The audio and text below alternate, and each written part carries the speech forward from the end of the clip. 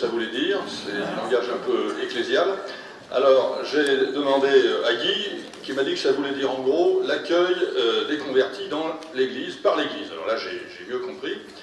Et c'est de ce dont je vais essayer de vous parler à travers différentes expériences. Tout d'abord, l'expérience menée avec ma femme de préparation au baptême. Alors, pas seulement de musulmans, mais il se trouve qu'on s'était inscrit sur notre paroisse pour préparer les gens au baptême. Et on a préparé comme ça pas mal de personnes de toutes origines, mais notamment trois musulmans.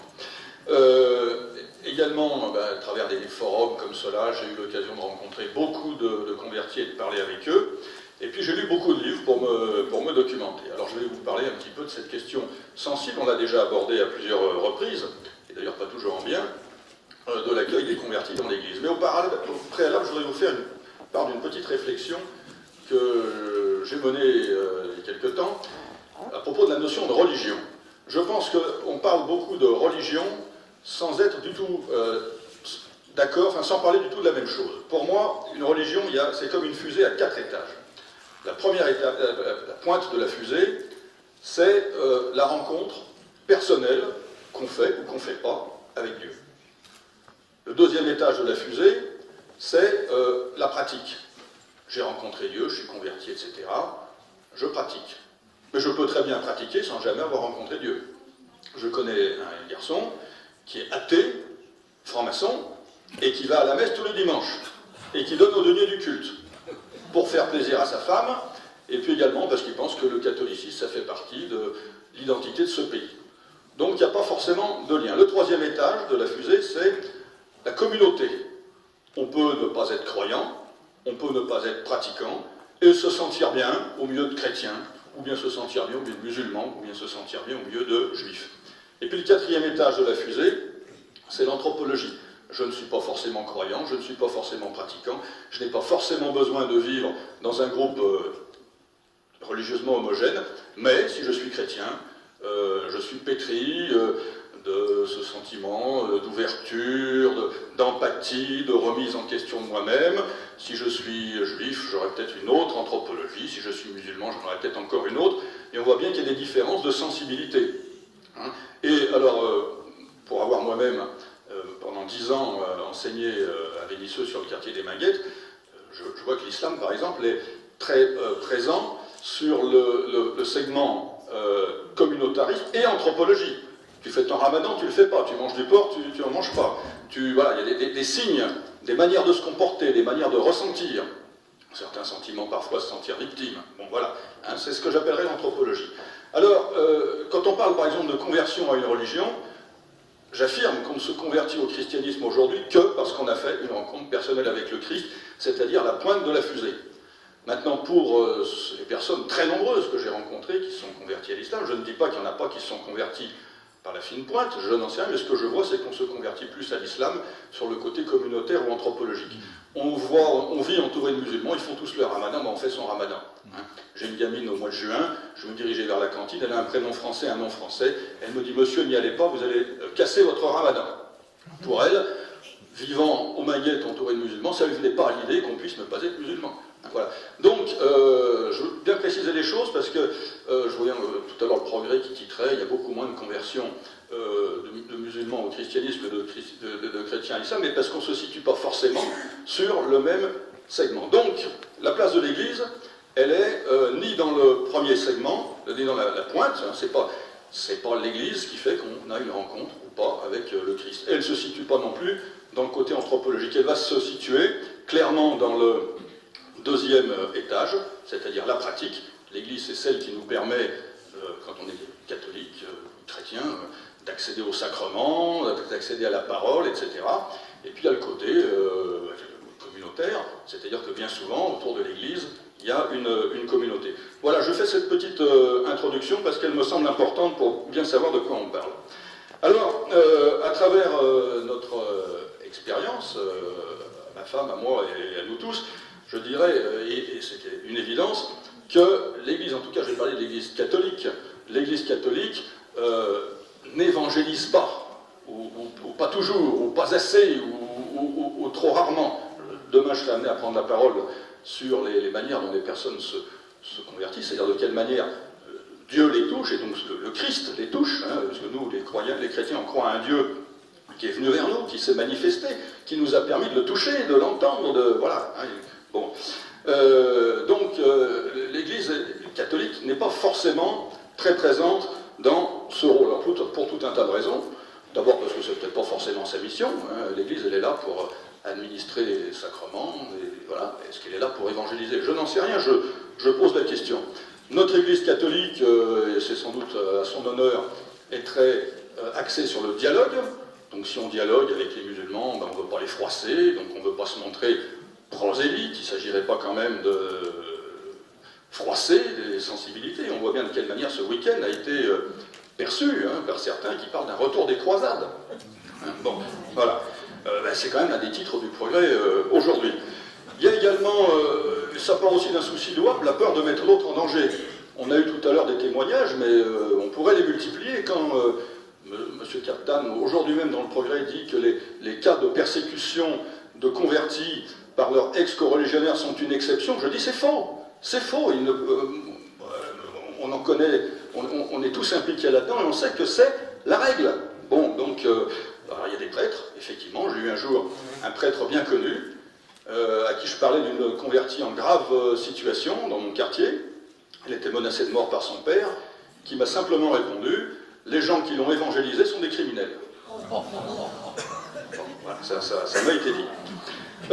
Et puis il y a une forme de relativisme. On avait une tante décédée depuis, qui a passé toute sa vie comme franciscaine de la charité, non, franciscaine de Marie, pardon, franciscaine de Marie au Maroc, et qui disait un bon musulman vaut mieux qu'un mauvais chrétien. Ben, on est bien d'accord, mais est-ce qu'un bon chrétien vaut pas mieux qu'un mauvais musulman? Enfin, on peut, bon, voilà. Hein, pourquoi forcément un musulman qui voudrait devenir chrétien serait-il appelé à devenir un mauvais chrétien après avoir été un bon musulman? Donc il y a tout un tas de réflexes d'autocensure, hein, que, avec des sentiments les plus louables, l'Église s'impose. Alors ça ne veut pas dire qu'il n'y a pas des communautés dans l'Église qui se sont fixées comme mission d'évangéliser. Je pense à celle de l'abbé Loiseau, je pense bien sûr des communautés comme l'Épiphanie et la Croix, etc. Bon, mais voilà, l'Église catholique considère que ce n'est pas forcément sa mission d'évangéliser. Alors, il y a un deuxième point sur lequel je voudrais insister, fort de notre expérience, c'est que très souvent, les gens sont convertis, ils ont été touchés par le Christ, ils vont frapper à la porte de l'Église, et là il y a une déception. Alors soit, effectivement, comme on l'a dit, parce que le prêtre ferme la porte. Je vous raconte une anecdote, j'ai interviewé récemment un récent converti, égyptien, arrivant à Paris pour ses études, anglophone, il parlait l'anglais et l'arabe, pas le français. Bon, il se convertit, je passe les détails, il écrit en anglais, non, il va d'abord à la paroisse américaine. Il dit, je voudrais me convertir. Monsieur, allez-vous-en. Ne mangeons pas de ce pain-là, hors d'ici. Il écrit à toutes les paroisses de Paris, en anglais. Il y en a une qui lui a répondu. Bon, c'est Saint-Nicolas du Chardonnay. C'est comme ça. Ce garçon qu'on appelait dans sa jeunesse le petit imam est aujourd'hui enfant de cœur à Saint-Nicolas du Chardonnay. On ne peut pas lui reprocher, c'est la seule paroisse parisienne qui ait répondu à sa lettre, certes, en anglais. Bon, donc il y a cette froideur, cette réticence de l'accueil dont on a eu l'occasion de parler plusieurs fois. Il y a aussi, je dirais, la difficulté humaine de répondre à une attente énorme. C'est-à-dire que quelqu'un qui a rencontré le Christ, qui se l'est pris en pleine poire, il a le cœur tellement dilaté, il est en attente de tellement de choses, le ciel s'ouvre d'un seul coup devant lui, et puis il se retrouve devant un homme, ou une femme, enfin les prêtres sont plus souvent des hommes, jusqu'à nouvel ordre, qui a ses limites, qui sait faire, qui sait pas faire, qui trouve les mots, qui trouve pas les mots. Vous êtes tous trouvés, j'imagine, un jour en confession devant un prêtre qui ne savait pas quoi répondre à ce que vous lui disiez. Il y a beaucoup de prêtres qui ne savent pas quoi répondre face à un musulman qui dit « j'ai rencontré le Christ ». Voilà, un musulman, ou d'ailleurs pas un musulman, j'imagine que c'est le même problème pour les bouddhistes. Voilà. Donc il y a cette difficulté de la limite humaine. Il y a également, et ça c'est quelque chose qui m'a beaucoup frappé, le fait que beaucoup de convertis sont des blessés. C'est-à-dire que ce sont des gens qui étaient mal à l'aise dans l'islam, qui souvent le vivaient, alors je le dis de manière pas du tout péjorative pour l'islam, mais enfin c'est comme ça, c'est ce qu'ils nous disent les convertis, le vivaient de manière assez restrictives, contraignantes, fermées, et qui ont souffert de ça. Et puis ils se convertissent et ils se retrouvent quasiment systématiquement rejetés par leur communauté, à commencer par leur propre famille, leur propre mère qui leur dit « je te maudis », leur propre frère qui veut leur casser la gueule ou les tuer. Il y a des gens, il faut le savoir, qui vivent aujourd'hui dans la clandestinité pour échapper à leur famille, qui vivent planqués, qui ont dû changer de nom, n'en déplaise à telle ou telle autorité qui prétend le contraire aujourd'hui dans le progrès. C'est la réalité que nous rencontrons régulièrement, nous qui nous penchons sur la question. Donc il y a des blessures. Et est-ce que ces blessures sont dures à guérir? Il faudrait peut-être des psychologues, il faudrait peut-être des cellules d'assistance psychologique, il faudrait peut-être des retraites de guérison, il faudrait peut-être tout un tas de choses, mais c'est très difficile. Et ça, on a eu avec ma femme des cas douloureux de blessures telles que on s'est senti dépassé et la personne a fini par s'échapper. Je ne dis pas qu'elle a renoncé au christianisme, elle a voulu rompre avec nous et avec la communauté. Il y a une forme de timidité aussi. Alors ça, je dirais, je plaide mon mea culpa, mais malheureusement, aujourd'hui, en France, la religion catholique reste très sociologique. Et on est malheureusement, pas tous, on est un certain nombre à être des bourgeois. Et donc, quand on est bourgeois, on est coincé. Voilà, bonjour monsieur, bonjour madame, bon, c'est très bien, on a de l'éducation, mais enfin c'est pas forcément ce dont ont besoin les gens qui viennent nous voir, voilà. Également, on se dit, mais qu'est-ce que c'est que ces gens? C'est des pauvres, venir s'inviter chez moi, je les emmène en vacances, dans ma maison de campagne, enfin bon, etc., etc. Bon, donc, moi je vous dis qu'on a eu avec Anne une fille d'exception qu'on a préparée au baptême, et elle a laissé tomber la communauté paroissiale, en disant « j'en ai assez d'être l'arabe de service à la sortie de la messe ». Voilà. C'est malheureux, mais c'est comme ça.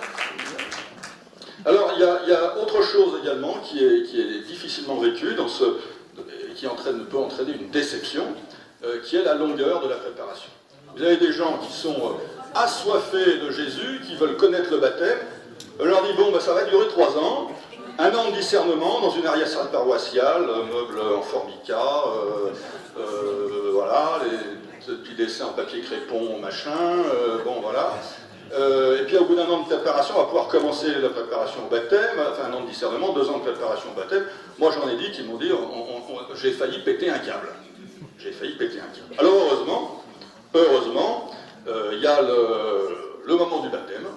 Et puis le moment de la confirmation, là c'est formidable, on est en état d'euphorie, et puis le service après-vente derrière, plus rien. Voilà, les gens me disent, c'est fini, ça y est, on est baptisé, client suivant. Mais c'est le moment où ils commencent à être l'objet d'attaques, de remise en question, à souffrir de manière de plus en plus marquée du rejet de leur famille, et là on sait plus faire. Bon, alors, pour autant, il y a des expériences réussies et on en connaît tous. Alors j'essaye d'analyser un petit peu ce qui fait que les expériences sont réussies et j'ai vu un certain nombre de critères. Alors, d'abord j'ai le sentiment que les nouveaux convertis choisissent une communauté, que ce soit une communauté nouvelle ou une paroisse, comme ils choisissent une nouvelle famille. Puisqu'ils sont en rupture par rapport à leur famille, par rapport à leur communauté, eh bien ils choisissent une famille. Alors, quelle est la caractéristique de cette famille? Bien, très souvent, je constate que les églises où les convertis se sentent bien, les paroisses, ce sont des paroisses qui sont animées par des prêtres charismatiques. Je ne veux pas dire chacha, des lisseurs d'ampoule. Je veux dire des mecs. Voilà, des mecs qui ont un charisme, voilà, des conducteurs d'ouailles, des pères. Voilà. Donc, il y a ce côté intuitu personné du charisme personnel du prêtre. Je constate également que les nouveaux convertis sont très souvent sensibles à la beauté de la liturgie. Il y en a beaucoup qui vont dans les paroisses tradies, c'est comme ça. Il y en a un récemment, ici présent, qui m'avait trouvé ces mots, il disait, mais moi, pour Dieu, je veux ce qu'il y a de mieux, je veux ce qu'il y a de plus beau. Et c'est vrai qu'entre certaines, alors Dieu merci, il y en a de moins en moins, mais certaines liturgies un petit peu bâclées, telles qu'on a pu les connaître à une certaine époque de l'Église, et les belles liturgies telles qu'on arrive à avoir de plus en plus, Dieu merci aujourd'hui, très souvent, les convertis choisissent les belles liturgies, parce que le musulman a le sens du sacré.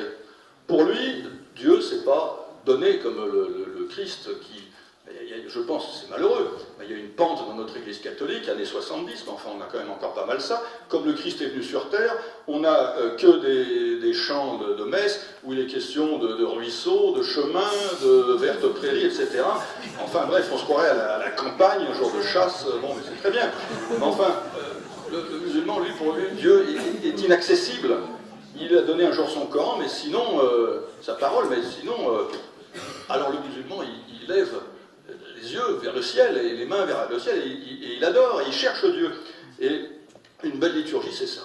C'est vers le haut, c'est une relation de haut en bas et de bas en haut vers Dieu, et ça les attire, parce que c'est leur culture. Et puis alors ils choisissent également eh bien, les communautés chaleureuses, et Dieu merci, hein, je ne veux pas généraliser, il y a des communautés, je connais un certain nombre de paroisses à Lyon, qui sont très, très chaleureuses avec les convertis.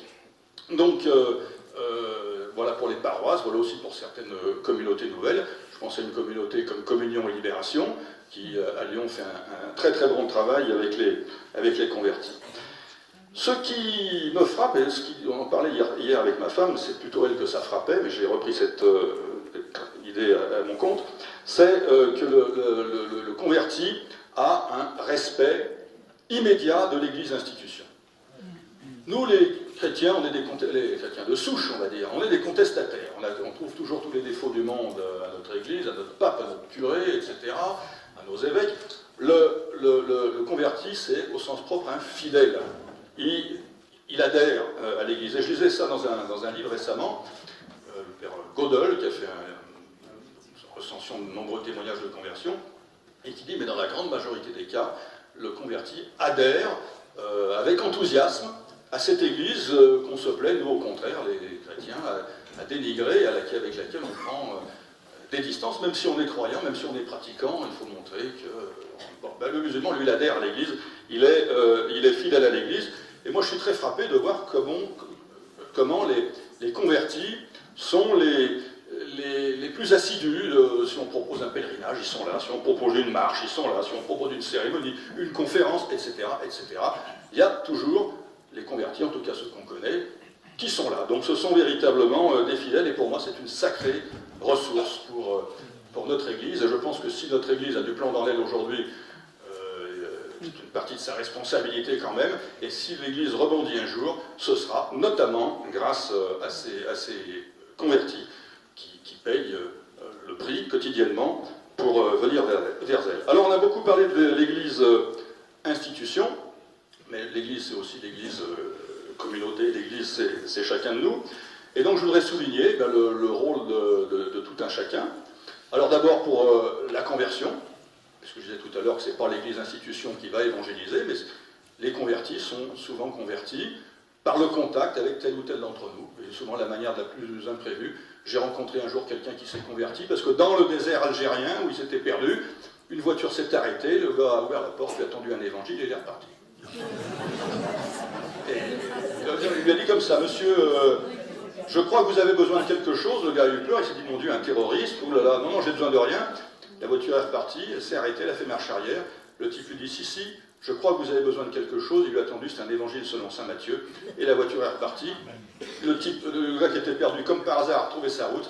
Il est arrivé dans un bled, il s'est assis sur la place du village, il a ouvert le bouquin qu'on lui avait tendu, ping, bingo, plié, il est devenu... Voilà. Bon, alors, donc, voilà, c'est l'Église qui lui a tendu cette... Je ne dis pas que c'est l'Église catholique, l'Église protestante, l'Église orthodoxe, c'est quelqu'un de la communauté chrétienne qui a eu un geste vers cette personne, et des témoignages comme ça, on peut les multiplier.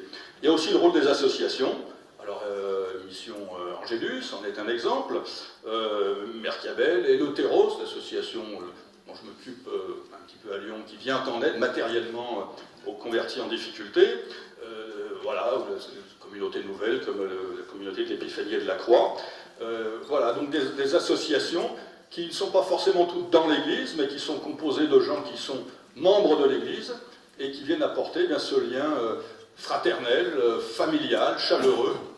Parce que moi, des convertis m'ont dit, il y a aussi quelque chose, oui, j'ai oublié d'évoquer, mais c'est pas grave, je le dis maintenant. Il y a chez les musulmans, qui sont des orientaux, il y a une chaleur communautaire qui s'exprime. On on s'embrasse, on se touche, on fait la fête ensemble, on chante. Nous, les Occidentaux, culturellement, c'est pas une question de religion, on est froid. Et encore, on n'est pas des Scandinaves. Nous, les Français, on est à la charnière des deux. Mais alors, certains m'ont dit, j'ai quitté ma communauté chaleureuse pour me retrouver dans la froideur de votre culture occidentale, rajoutons-y bourgeoise, et vous voyez les dégâts. Donc la communauté, c'est la nouvelle famille. Et puis je voudrais quelque chose sur quoi je voudrais insister aussi, je parlais du service après-vente, mais c'est qu'un converti, c'est un garçon ou une fille comme vous et moi, il aime bien être invité à dîner le soir, il aime bien partir en vacances, etc., etc. Hein, et bien souvent, il est en rupture de banc, il a coupé avec sa famille, il vit loin de chez lui. Il n'est pas toujours, c'est évident, au sommet de l'échelle sociale, parce que les musulmans de ce pays sont souvent encore aujourd'hui au bas de l'échelle sociale, ce sont des immigrés récents, qui sont venus faire des travaux pas toujours les plus valorisants. Donc c'est des pauvres, et c'est des pauvres au carré, parce qu'ils étaient pauvres avant, ils sont encore plus pauvres après. Ah ben, ils sont contents qu'on les invite à bouffer. Même, parfois on a peut-être prévu autre chose, ils sont contents qu'on les emmène en vacances, ou qu'on leur propose une sortie, ou qu'on leur téléphone, ou qu'on leur envoie un texto. C'est une présence, un contact permanent. C'est pas je te baptise, je veux ta confirmation, puis après bye bye, débrouille-toi. Donc là je pense que, certes, on a raison, à juste titre, de trouver notre église un petit peu parfois insuffisante, mais qu'après tout on a l'église qu'on mérite, et qu'en la matière, l'église c'est nous, que ce soit pour l'annonce ou que ce soit ensuite pour le service après-vente. Je vous remercie.